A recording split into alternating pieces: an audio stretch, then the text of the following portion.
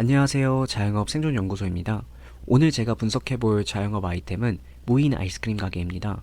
최근 몇 년 동안 무인 자영업에 관심이 높아지면서 동네마다 무인 아이스크림 가게를 볼 수 있는데요. 그래서 오늘은 이 무인 아이스크림 가게를 엑셀 모델링을 통해서 재무 분석을 해보도록 하겠습니다. 첫 번째 시트로는 항상 그렇듯이 이 가정 항목들을 넣어놨습니다.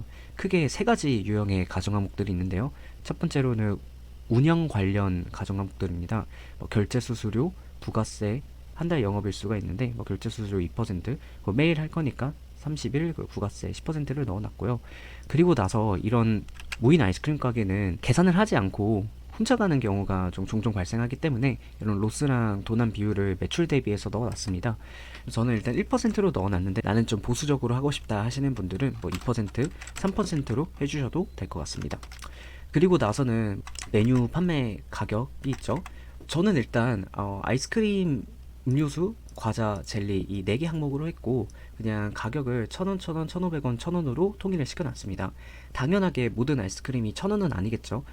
하드 같은 것들은 조금 더 쌀 수 있고 그리고 팥빙수 같은 비싼 거는 1,000원보다 더 비싸겠죠. 모든 가게의 환경이 다른 것처럼 제가 다 하는 거는 의미가 없을 것 같아서 일단 이렇게 1,000원으로 통일을 시켜놨습니다. 그 뒤에 이제 원가율도 제가 그냥 일단은 다 50%로 통일을 시켜놨는데 나는 좀 보수적으로 하고 싶다 하시는 분들은 60%로 올려도 상관없고 그리고 나는 좀 영업력이 있다 하시는 분들은 40%로 변경을 해주셔도 될 것 같습니다. 자, 그럼 이어서 창업 비용에 대해서 보도록 하겠습니다. 우선 첫 번째로 부동산과 인테리어 관련해서는 크게 세 가지 항목이 있고요. 보증금 2천에 월세 100만 원인 상가로 들어갔다고 가정을 했고 인테리어는 약 1,000만 원으로 가정을 했습니다.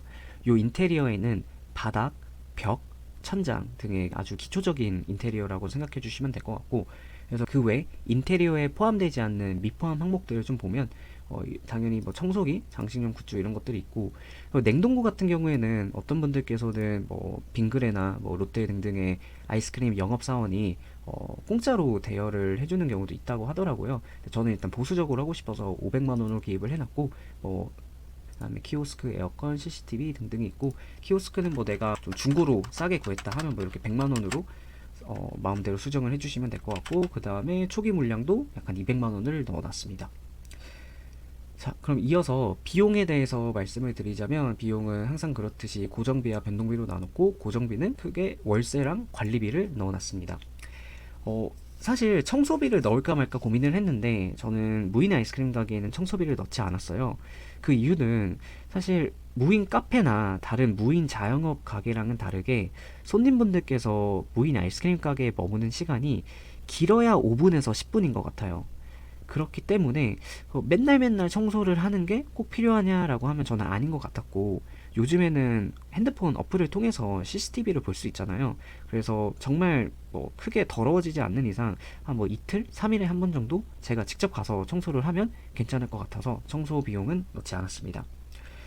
이제 변동비를 보시면 원가는 제가 이따 바로 설명을 드릴 예정이고 로스 같은 경우에는 저희가 여기 가정 항목에서 넣어놨던 1%를 매출과 연동을 해서 바로 비용이 나오게끔 수식을 걸어놨고 마케팅은 없고 결제 수수료도 여기 2%에 연동이 되게끔 수식을 기입을 해놨습니다. 그래서 수도 강열비랑 기타도 약간 30만원, 5만원으로 넣어놔서 총 비용이 약간 한 달에 500만원 드는 것을 볼 수 있습니다. 이어서 매출에 대해서 좀 말씀을 드릴게요. 매출 같은 경우에는 다른 자영업과는 다르게 케이스를 3개가 아닌 5개로 했습니다. 이렇게 5개로 해놓은 이유는 아이스크림 가게 같은 경우에는 계절성이 매우 큰 사업이기 때문입니다. 예시로 11월에서 2월까지 이 4달 동안 겨울에는 아이스크림 판매 숫자가 매우 부진하죠. 물론 이런 과자, 음료수, 젤리 판매는 할 수 있겠지만 아이스크림이 주력 상품이기 때문에 겨울에는 매출이 급감하기 때문에 그 계절성을 포함시키기 위해서 케이스를 2개를 더 추가를 했습니다. 그리고 사실 매출을 구하는 방법은 매우 간단하죠. 그냥 건당 주문 금액 곱하기 판매수를 하면 될 것 같고 이렇게 크게 4개 아이스크림, 음료수, 과자, 젤리로 해놨는데 건당 주문 금액은 여기 가정 항목에서 넣어놨던 거를 자동으로 물리게끔 수식을 넣어놨고 총 판매수는 여기 케이스 시나리오에 넣어놨던 숫자들이 자동으로 물리게끔 수식을 넣어놨습니다. 그래서 이 둘을 곱하면 총 6만원이 나오는 거를 보실 수 있고 원가 같은 경우에도 여기 전체 매출 곱하기 원가율을 곱해서 자동으로 원가가 계산되게끔 넣어놨습니다. 근데 사실 원가 같은 경우에는 이렇게 원가율이 아니라 그 영업사원들이 주는 단가가 바로바로 나올 거예요. 그래서 그 단가를 이용하는 게 가장 정확하고 확실한 계산 방법일 것 같습니다. 그래서 보시면 이렇게 케이스 5 했을 때는 가장 잘 됐을 때 하루에 약 한 23만 원의 매출이 발생을 하는데, 겨울에 정말 장사가 안 되면 하루에 약간 5만 5천 원밖에 매출이 발생을 안 하고 한 중간값은 한 14만 원 정도로 기입을 해놨습니다. 종합적으로 봤었을 때 이 아이스크림 가게를 창업하기 위해서 들어갔었던 투자 비용은 약 한 4,400만 원 정도였고, 대출은 그냥 없다라고 가정을 할게요. 그리고 이렇게 월별로 케이스를 기입을 해서 다이나믹하고 유동적으로 분석을 할 수 있게끔 모델링을 짜놨습니다.